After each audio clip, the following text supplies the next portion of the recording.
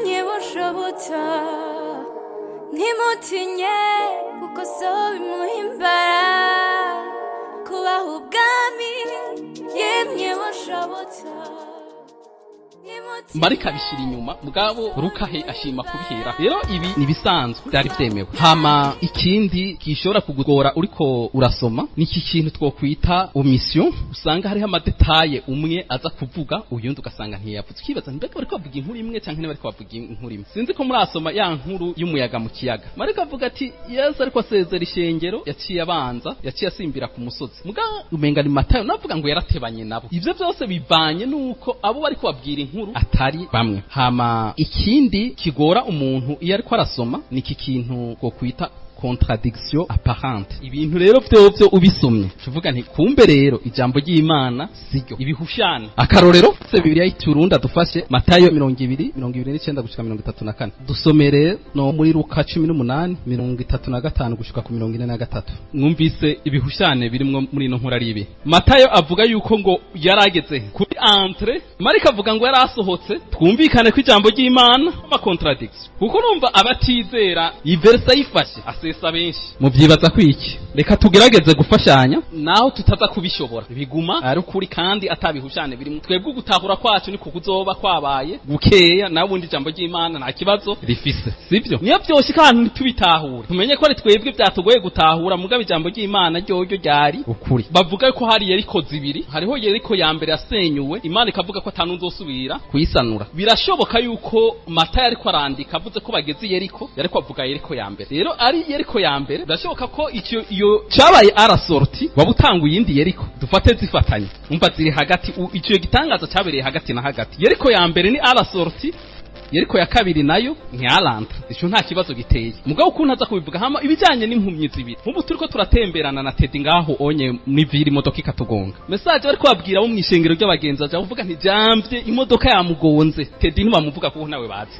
sibyo? Umuntu wese urumva gushira umva ngaha baci bavuga iyo mpumyi n'ingene yitwa iyindi barayibagiye kuko petetre abo bariko barabwira ntayo bazi. Mugabo uyu unyaza kubivuga general aza kuvuga nti zari impumyi zibiri muguza ku detail aza kuvuga iyo bazi n'izina giyiwe. Umva rero si contradiction, twebwe nitwe dushobora kubona ko ari contradiction. Muri Matayo igice cya 5 kuva ku murongo wa mbere gushika ku murongo w'indwi. Matayo igice cya 5 udusomera umurongo wa mbere na Matayo igice cy'indwi ku murongo wa 29. Sermon sur la montagne nyaru indwi 29 amanutse umusozi ishengero ry'ishiramukurikira. Ibi byerekana yuko iyi nkuru yose Matayo ariko aravuga kuva mu gice cya mbere kuva mu gice cya 5 ku murongo wa mbere gushika mu gice c'indwi byose byabereye ku musozi. Ngaha baratubwira ingene amanuka muraberukana w'ingene bivuga. Luka igice cya 6 murongo wa 17 gushika 49. Ubandanije ubona ino nkuru ni ino nkuru nyene ya ijasermo aza gutangira ku musozi. Ngaha Luka avuga yuko ngo yahagaze ahateze atari ku musozi. Ubandanije usomuza gusanga ari hafi y'ikiyaga acatangura kubabwira ajya amajambo. Aha hantu tuhatahure gute? Reka tugumane ya principe naho biza kutunanira kuguma rukuri kandi ntavye kwivuguruza kurimwe. Gutahura kwacu niko kuzoba kwabaye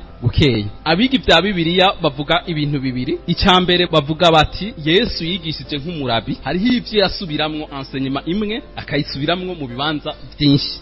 Birashoboka ibi bintu yigishirije ku musozi ko niki gihe yabisubiyemwo kwa akundi nyene kugira abantu babifata. Rero ivyo bijanye n'ikibanza ntaco biza kutubwira. Ibi nigishirije nganda ashobora kubivugira muri Minevam. Hama ejo ukansanga ndiko ndabivugira mu ishengeri wacu. Rero umwe muri mwebwe ashobora guca afata ibi. Iki ni kimwe gishoboka. Ikindi bavuga yuko hariho ukuntu hamwe wahashi kuduza umusozi ahandi naho uciye inyuma wasanga ata musozi uhari. Ivyo byose ni interpretation zishoboka, sibyo?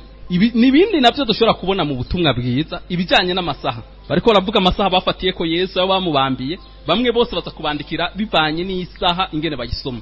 Ikintu ni kimwe mugabo bivanye n'uri ko arakibwirwa umubwira uko ashobora kubyumva. Rero ibintu twobifatira ko kugira duce tuvuga yuko Bibiliya igize ente ivuguruzanya. Ico twagitahuwe nibindi byose muzobona mu butumwa bwiza bigashika ku rugero utahura ko ugasanga ntushobora kubitahura nuzocutira conclusion ntibwabundi Bibiliya irivuguruza. Nzovuge ati ibi bintu ndavyemera gushika naho ntararonka inyishu uko Bibiliya arukuri. Turabitahura kumwe. Hama duce tuja muri ubwo butumwa bwiza nyene se ariko arandika muri bwa butumwa bwiza uko ari bune arafise ahashimikira gose icashimikako. Uko ntuzeya uko Matayo avuga Yesu siko Luka avuga Yesu, siko Marika avuga Yesu, siko na Yohana avuga Yesu.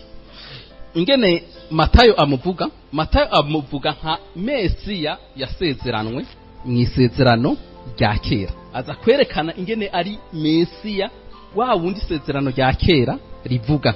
Mariko aza kwerekana ingene Yesu ari umwana w'Imana ababazwa mugabo kandi afise ububasha anesha abansi bose n'ibyago byose by'umuntu. Luka nawe aza kuvuga Yesu nk'umwami azanira ubutumwa bwiza aboro n'abatunzi. Navyo aza kuguma Yesu sitako turaza kubibona ingene ari umwami azanira ubutumwa bwiza aboro n'abatunzi. Yohana nawe aza kuvuga Yesu nk'umwana w'Imana yaje gushitsa umugambi w'Imana w'ibihe byose wagakiza.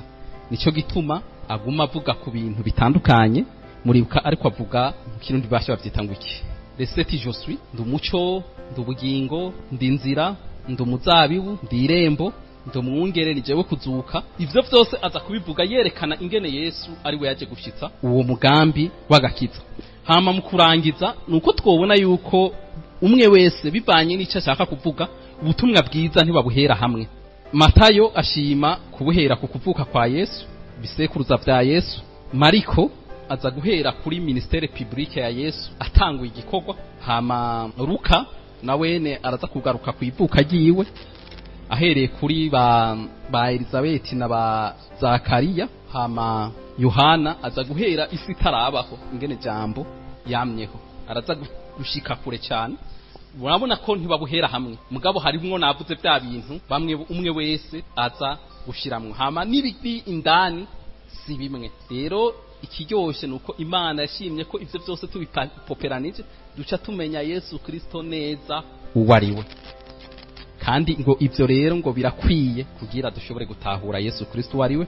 Isengesho ryanje nuko rero turiko turazunguruka ubu butumwa bwose tuza kuva ngaha dutahuye Yesu Kristo uwariwe. Abamwakiriye dushinzwe imizi gose mu kwizera, abataramwakira kuko barimwo bamwakiriye ko bamutahuye bamenye by'ukuri ko ari umukiza w'isi. Twashaka gukosora, hariho abaporoti bamwe uza wumva ngo ubutumwa bwiza bwa Matayo ubwo nta buhari. Dufise ubutumwa bwiza bwa Yesu Kristo uko bwanditswe na Matayo, nta butumwa bwiza bwa Matayo buhari. Cyo kimwe nabandi bose barukana ba Mariko nta butumwa bwiza bafise, n'ubutumwa bwiza bwa Yesu Kristo bwanditswe nabo. Reka rero tugende. Ubu butumwa bwiza bwitirirwa Matayo kubera ko mwishengero rya mbere bo bari babizi, bagiye baravuga ko bwanditswe na Matayo bigateba bikadushikira. Twebwe tuvuga ko ari ubutumwa bwiza bwa Matayo kubera ko hariho abatama bishengera bo bita ba Irene na ba Papias babayeho mu kinjana ca kabiri, nibo batanguye kubishira habona bavuga ati ubu butumwa bwiza dukurikije tradition ingene abandi bagiye barabuhanahana babivuga turemeje neza ko bwanditswe na Matayo, natwe dushabitubifata bucyo. Rero tuvyemeza ko bwanditswe na Matayo kubera ishengero rya mbere ryagiye rirabihanahana bigatebeka dushikira ko bwanditswe na Matayo.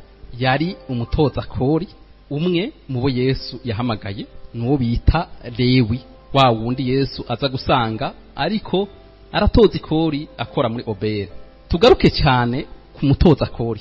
Umutoza kori muri iki gihe cya Yesu karakazi kagayitse kuko karakazi ko kumenja, byasigura yuko uri gukorera abakoroni b'Abaroma. Rero gukorera Abaroma byabisiguye yuko uri umwansi w'Abayuda, urumva umuntu yaje kubagirira nabi hama ugacuja kubakorera.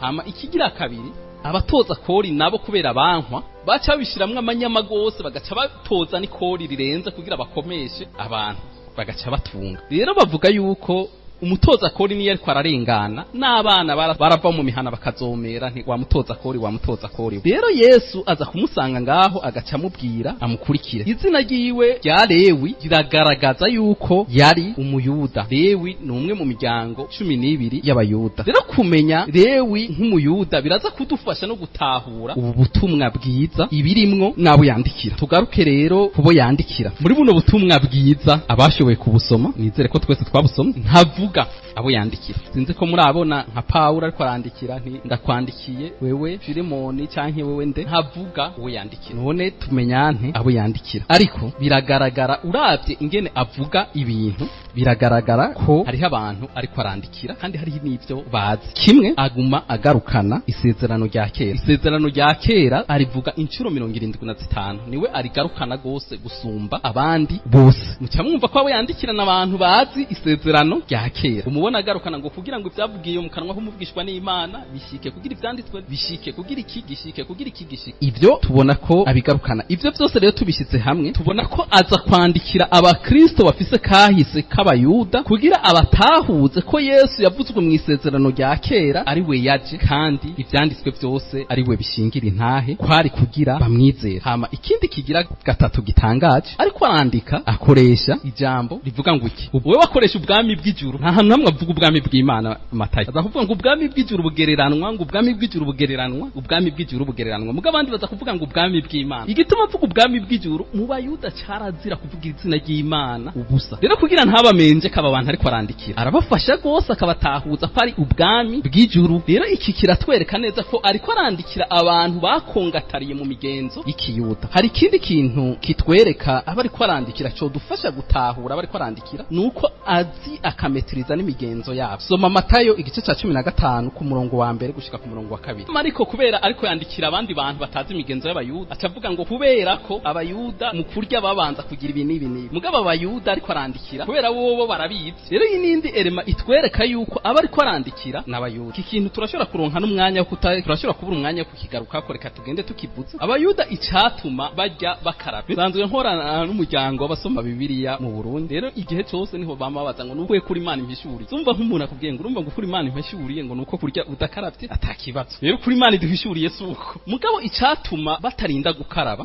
icatuma barinda gukaraba biyumvira yuko wagiye mu kaguriro waramukanije n'abanyabyaha n'abandi bantu. Rero kugira ibyaha ntibikwandukire banza ukarabe. Rero niho Yesu yacankuraje abantu kurya badakaravye kuko urumva ivyo ntivyarifunze. Rero bwari uburyo bwo kwirinda ibyaha. Hagire rero uzoca yiyumvira ko Yesu yazanye inyigisho yuko abantu bajya badakaraba mugu wiyumvira ko abanyabyaha aribo bamwanduza urumva uwo cyari kibazo. Rero ngaha tubona Matayo ariko arandikira aba bayuda kubera bazi kahise kose k'ikiyuda. Iyi nkuru ntayaza kugaruka aza kubabwira ngo babona abigishwa biyo bariko bajya badakaravye nta ma explication ashira. Ibi rero byose tubishyize hamwe bica biduha audience abantu ariko arandikira ariko yandikira abantu bafise umucyo w'ikiyuda. Bamwe bavuga ko cyanditswe mu mwaka 64 hari n'abandi bavuga umwaka 65. Ibijanye n'umwaka ntibabihuriza mugabo ico bahuriza ni hagati y'umwaka 60 n'imbere y'umwaka 70. Kubera iki iyaba cyanditswe inyuma y'umwaka 70 bari gushiramwo isenyuka Yerusalemu. Rero kubera batarishiramwo nuko byanditswe imbere. Ubu naho icatumye yandika kino gitabo intention yiwe mu kwandika kino gitabo mbega yifuza ko abagisomye baca bagira. Turiko turasoma kino gitabo hariho response Imana itwiteze ko duca tugira. Dusomye igitabo cy'ibyakozwe n'intumwa igice c'8 ku murongo wa mbere adufashe. Aha batubwira ibyabaye intumwa zimaze kuronka mpwemu yera zitanguye kuvuga ubutumwa bwiza. Batubwira ko haci hakurikira ihamwa rikomeye kubahera i Yerusalemu hose ngo abantu bose barahabahaba ngo barashwiragira baragenda. Rero nta nkeka inyuma yuko ishengero ritanguye ryaciye mu bihe bikomeye by'ihamwe. Rero ngaha tubona Matayo aza kwandika afise intumbero muri ico gihe cy'ihamwa ryo gukomeza abakristo cyane cyane bafise kahise k'abayuda kugira abafashe gutahura inkuru za Yesu n'ubutumwa yatanze bibafashe gushinga imizi bibafashe guhumura abereka ko Yesu niwe yazanye ibyizigiro kandi Yesu yarazanye bwa bwami bw'Imana isezerano rya kera ryavuga. Mwibuke tugarutse muri ya context twamye dusoma abayuda benshi mu korojeta Yesu Kristo ico bishimikije ko cyari ikihe byari byabihe bigoye bari barimo by'agacinyizo n'agahahatso bari barorereye rero Mesiya azoza ababagize kwa manyama bose bagakumbagara. Muga Yesu acaza ari umuntu yiciriye bugufi. Mwibuke ibibazo baguma babaza Yesu igihe Yesu yagira aje mwijuru acavuga ngo mwami Yesu ngo mbega cyo bari iki gihe ugiruza n'ingoma yawe abona bigishwaga umva bagumye beyitanze umwami azozana ubundi bwami nitubwire ko ari iki gihe nyene ababwiye iby'urupfu rwiwe bibaca batangura kuvugana ibijanye n'ibiti bazoronka. Rero Matayo aza kuwandika bereka wa Yesu banka n'urya nyene yaje hama harimo n'ababyizeye bari batanguye kubita kubera ihamwa bitanguye kubaza. Rero aza kwandika kugira abafashe ko umunyesezerano rivuga ni wa wundi nyene. Rero intumbero yiwe yari iyo kugira akomeze abera abereke ko Mesi yavuzwe mu isezerano rya kera ari we yazanye ubwami bw'ijuru kandi azogaruka kwima ingoma yiwe. Rero kwari kubafasha kugumya ukwizera gushika aho Yesu azogaruka azanye ubwami bwiwe. Rero natwebwe iyo dusoma ino nkuru tukwiye kuguma muri iyo ntumbero nyene, tukabona ko Yesu yavuzwe kuva kera niwe yaje, kandi yaje kuzana ubwami bw'Imana ngaha ku isi, kandi n'ubwami tugiye kujamo. Rero mwarasomye Yesu amaze kuvuka, igisagara Yesu yavukiyemo i Betlehemu. Isezerano rya kera ryavuga ko azovukira i Betlehemu, muga yitwe umunyanazareti. Umuravye Matayo ingene aza kuvyandika, aza kuvuga ati hageze igihe cyo kuvuka Augusto Kaisari aca atanga icagezwe nka rusasu mari bwabe, ubu rero abantu bose bagende kwiyandikisha iyo bavuka. Mariya n'umushuwi wiwe Yosefu baca bagenda, sivyo, amutwaye ku ndogoba. Hama igihe cyo kuvuka kiraza kugera. Rero ivyo vyabaye kugira ngo ivyanditswe bishike. Umenga Kaisari ntiyariko akoreshwa n'Imana, mbwo Imana ariko iramukoresha kugira ngo ivyanditswe bishike. Rero Matayo aza kwerekana ko kugira ico cyanditswe gishike, abasoma isezerano rya kera batahure neza ko ari vyabintu. Hama baraza gushikayo bakavukirayo, bagaca bagaruka baba hehe i Galilaya, ntibaba ni Nazareti, baba i Galilaya. Hama Herode araza kumva ko hari undi mwami yaje. Biriranse rero irenze ivuga ati uwo muntu aje kunkura ku ngoma bifoko yicwa, kandi uni wa Herode wa wundi yimikwa ku nguvu n'abaroma. Araza kugira plan yo kumwica. Umumarayika acabwira Yosefu agende muri Egiputa. Muri Egiputa umumarayika aza kumubwira nti wa wundi ashaka kwica umwana yapfuye garuka. Muga kubwo gutinya haci hima umuwundi muhungu wa Herode yitwa Herode nyene, kubwo gutinya Herode ngo baca bigira kwibera i Nazareti kugira ivyanditswe bishike yitwe acakuriraho. Rero murabona ingene Matayo zarabikurikiranya kugira abereke neza kwa wa wundi nyene wo mwisezerano rya kera yabaye. Iyo dusoma no majambo rero kimwe akwiye kuturema mw'ivyizigiro ku Imana ishitse amasezerano. Ko rero n'isezerano ryo kugenda mwijuru, nubwo twoba turiko turakinyitswa, ivyo ari byo byose byanka bikunda tuzoshikayo. Rero niko Matayo aza kuza arabigira, zarafatanya isezerano rya kera n'isezerano rishasha. Ibi Yesu yarabigize kugira ivyanditswe bishike, kugira ivyanditswe bishike, kugira umuntu yakuri azi ivyanditswe vyera acavuga nti finarema nivyo. Ariho babandi arakarimbo kavuga ngo ndanyutswe, acatera kaje karirimbo ndanyutswe. Tugende rero ingene igitabo cubatswe. Igitabo ko kigaburamwo ibice indwi. Igice ca mbere kiravuga intangamarara, ni kuva ku murongo wa mbere w'igice ca mbere ugashika mu gice ca kabiri ku murongo wa 33. Mugabo havuyemo iyo ntangamarara, abahinga mu byo kwiga Bibiliya babigabuye mu bicindwi. Kubera iki? Reka tugerageze dufashanye. Hariho seri y'amajambo mu Kirundi ntibiboneka neza, mu gusomye mu Gifaransa avuga ngo Yesu ahejeje gukora iki aca aja, bica byerekana rero ko ni seri y'inyigisho ziri micindwi. Reka tugerageze tunyaruke n'umwanya uri kuratujana turabe ingene babivuga. Mu gice c'indwi ku murongo wa 28 Yesu arangije ayo majambo, haca haza inyigisho ya kabiri mu gice ca gatatu. Adusomere mu gice ca 11 ku murongo wa mbere. Yesu arangije gutuma abigishwa be 12, hama duca tuja mu gice gikurikira, igice ca 13 ku murongo wa 53. Yesu amaze guca iyo migani avayo n'ibindi byose naho tutokurikiza, harimo ijambo rivuga nti arangije iki acagira iki. Rero abahinga bavuga yuko ibi twobica mu micindwi, harimo seri y'inyigisho canke ibikorwa vya Yesu uburyo indwi. Nico gituma rero naciye nkunda iyi subdivision yabo. Hariho nabandi bayasubdiviza iki gice mu bijanye n'ubwami bw'Imana. Matayo atangura avuga nti Yesu atangurira ku maprincipe y'ingene baba mu bwami bw'Imana, hama agatanga ibigereranyo by'ubwami bw'Imana. Gutyo hariho abashima kukigabura bijanye n'ubwami bw'Imana. Mugabo je nakunze iyi. Rero igice ca mbere ni intangamarara iva mu gice ca mbere gushika mu gice ca kabiri ku murongo wa 33. Hama hacakurikira ubutumwa bwiza bw'ubwami butangurana na Yohana umubatizi, avuga ingene abantu binjira mu bwami ko behera mu kwihana. Ico naho ni mu gice ca gatatu kuva ku murongo wa mbere gushika mu gice c'indwi ku murongo wa 29. Ubutumwa bwiza bw'ubwami buhera ku kwihana Yohana umubatizi aza kuvuga, hama bigaca bija no ku musozi ingene Yesu aza kugenda ababwira ibijanye n'ubutumwa bwiza bw'ubwami. Ntimukwiye kugira gutya, bimwe Shadraka ariko aravuga, aza gutanga principe du royaume, ubutumwa bwiza bw'ubwami ingene bikwiye kugenda. Hama igice ca gatatu ni ukwaguka k'ubwami canke l'expansion du royaume, ni kuvuga mu gice c'8 kuva ku murongo wa mbere gushika mu gice ca 11 ku murongo wa mbere. Aha naho aza kwerekana ingene Yesu aza arakorera ibitangaza abantu batandukanye ademontra ubukuru bwiwe. Hama abandanya mu gice ca kane ni ibitangaza n'imigani y'ubwami. Mu bwami harabamwe ibitangaza, hama agaca avuga n'imigani ijanye n'ubwami. Ni kuva mu gice ca 11 ku murongo wa 2 gushika mu gice ca 13 ku murongo wa 53. Hama igice ca gatanu ni igice kivuga ku kwizera no kugira intango ishinze imizi muri Yesu. Ni kuva mu gice ca 13 ku murongo wa 53 gushika mu gice ca 18 ku murongo wa 35. Hama igice gikurikira ca gatandatu ni ukugwanywa k'ubwami n'intsinzi ubwami buzogira muri kazoza, ni opposition du royaume et la victoire future. Ni mu gice ca 19 kuva ku murongo wa mbere gushika mu gice ca 25 gushika ku murongo wa 26.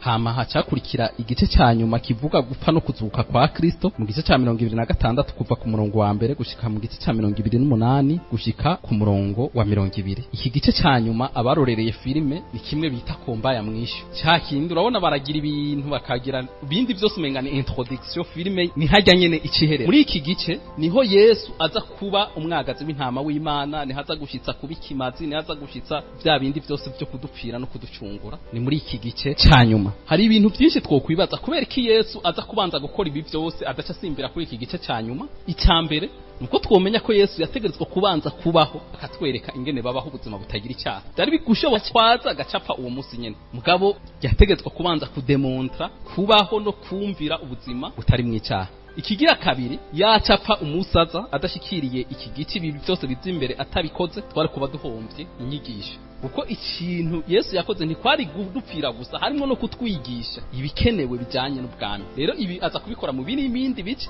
hama muri iki gice ca nyuma aza guca ashitsa uno mugambi wo kudupfira ku musaraba. Turangiza rero reka tuvuge amateme ari mu butumwa bwiza bwa Matayo. Teme ya mbere tubona adevelopa mu butumwa bwiza uko bwanditswe na Matayo nishitswa gisezerano rya kera. Iki twari ko turakivuga kimwe ingene abikora, araza gusita gose isezerano rya kera. Hama ikigira kabiri aza kuza yiyerekana nk'umwami, aza kuvuga ko ari umwami kugira ashitse ivy'Imana yari yaravuze yuko ku munago ku gishitse ca Dawidi ariho umukiza azova. Rero aza kuvuga nk'umwami, aza kubandanya isezerano na Dawidi. Hama ikindi aza kwivuga nka Mesiya wasizwe kugira acungure ibyaha by'abantu. Ibi rero Matayo araza kuvyerekana ingene iryo sezerano rya kera ryose ryashikiwe muri Yesu Kristo.